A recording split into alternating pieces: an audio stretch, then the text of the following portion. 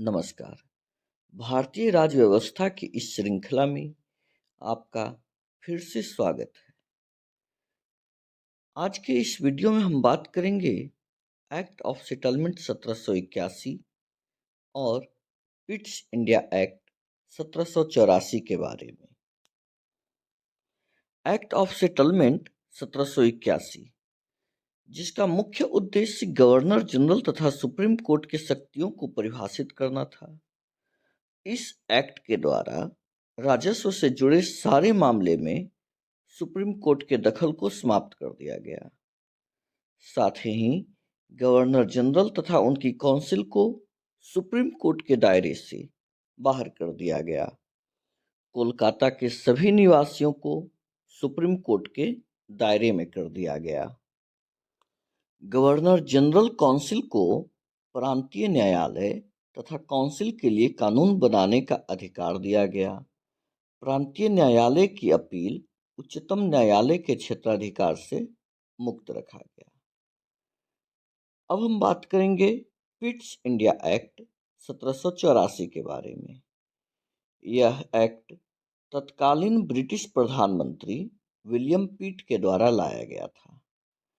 Pitt's India act को regulating act की कमियों को दूर करने के लिए लाया गया था, जैसे गवर्नर जनरल के अधिकारों को स्पष्ट करना, प्रशासनिक सुधार करना, कंपनी पर पार्लियामेंट का नियंत्रण मजबूत करना।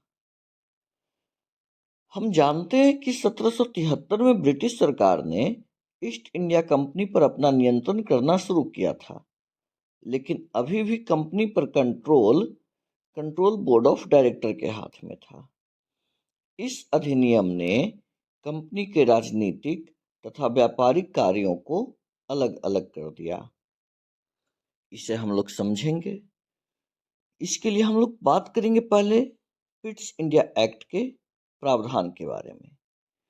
तो कंपनी के शासन पर नियंत्रण बढ़ाने के लिए इंग्लैंड में 6 सदस्यों वाली बोर्ड ऑफ कंट्रोल का गठन किया गया।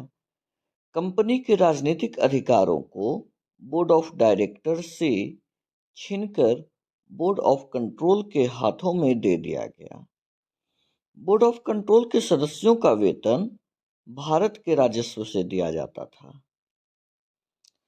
अब हम ऐसे समझेंगे कि पहले बोर्ड ऑफ डायरेक्टर्स हुआ करती थी, जो राजनीतिक और व्यापारिक दोनों मामलों को देखती थी, लेकिन पिट्स इंडिया एक्ट के द्वारा 6 सदस्यों वाली बोर्ड ऑफ कंट्रोल का गठन किया गया, जो राजनीतिक मामलों को देखती थी, और ये 24 सदस्यों वाली बोर्ड ऑफ डायरेक्टर थी, जो अब सिर्फ व्यापारिक कार्यों को देखती थी।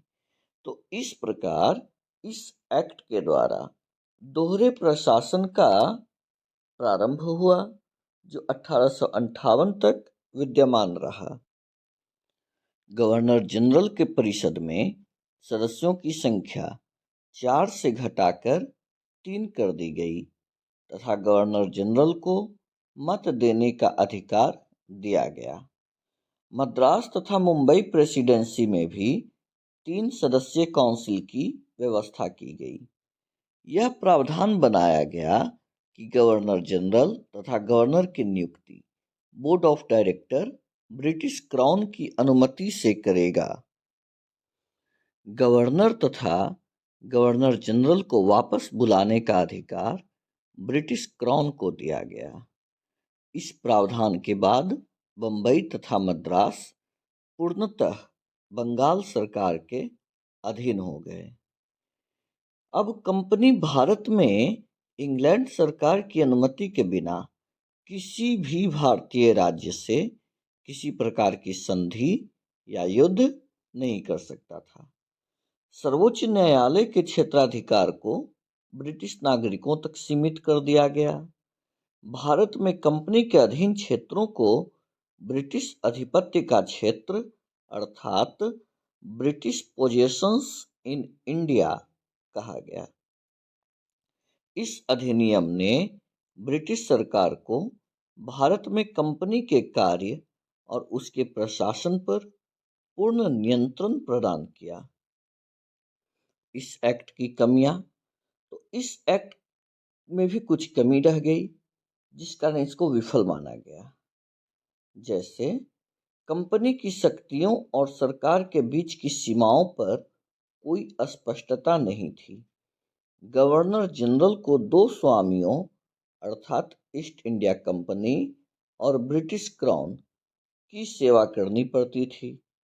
नियंत्रण बोर्ड और कंपनी के निदेशक मंडल की जिम्मेदारियों के बीच कोई स्पष्ट सीमा नहीं थी।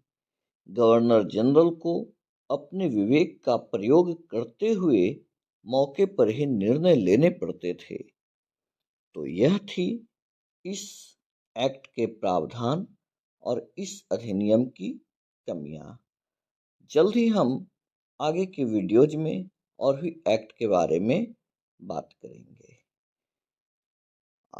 मुझे उम्मीद है कि आपको यह वीडियो पसंद आई होगी।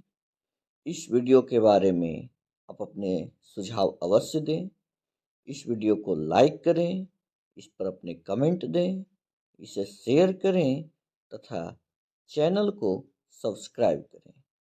धन्यवाद।